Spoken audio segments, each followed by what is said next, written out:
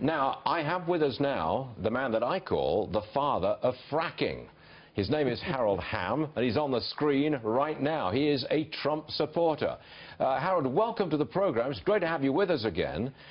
You are a Trump guy. You're the father of fracking. How come that energy independence, and allowing us to go get what's ours, why didn't it come up last night, big time?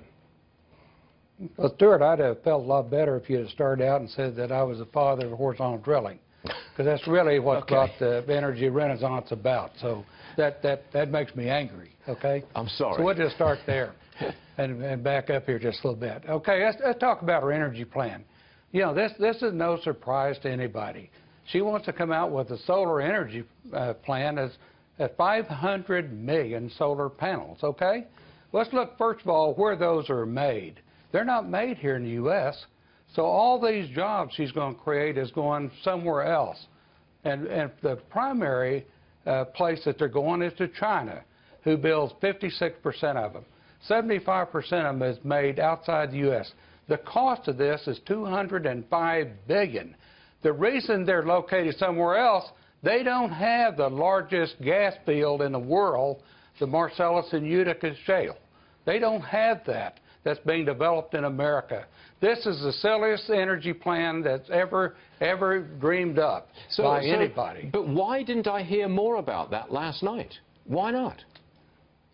Well, first of all, you'll get a chance to hear a lot more about that as the debates go on. That's the first shot over the bow. So that'll come forward. Let's just look at this thing and talk about it.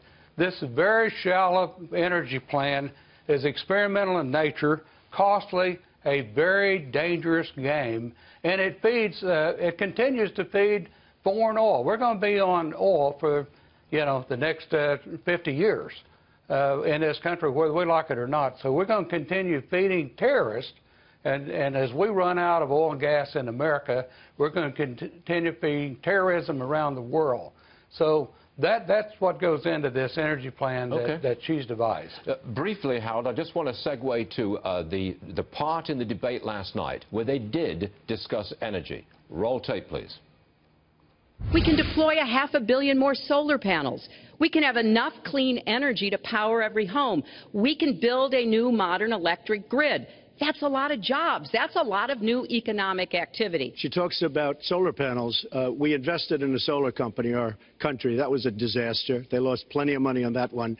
Now, look, I'm a great believer in all forms of energy, but we're putting a lot of people out of work. Our energy policies are a disaster. That was where Hillary Clinton referred to the 500 million solar panels that you mentioned earlier. Are you saying, Harold Hamm, the father of horizontal drilling, I got it right this time, are you saying that Hillary Clinton has a totally unworkable energy plan? Yes, in fact, I'm calling it silly. It's the silliest thing you ever heard of, that we're trading good American jobs here in the U.S., high-paid jobs, for those in China, Japan, and around the world. Because we're not creating those solar panels here. We've been outbid by all these foreign countries for all the solar panels, okay, because they need them. They didn't have the Marcellus shale. They didn't have Utica, that's been created in this energy renaissance here in America. Now, what do you say to the environmentalists who say, you go get that natural gas, you go get that oil that is on our territory in America, and you mess up the climate? What do you say to your critics? Okay, I'm going to say that we're going to be, as far as transportation fuels, I don't see solar panels on her new airplane that she's flying around. I don't see solar panels on these 18-wheelers going down the road. We're going to be, for transportation fuels, for the next 50 years, 80%.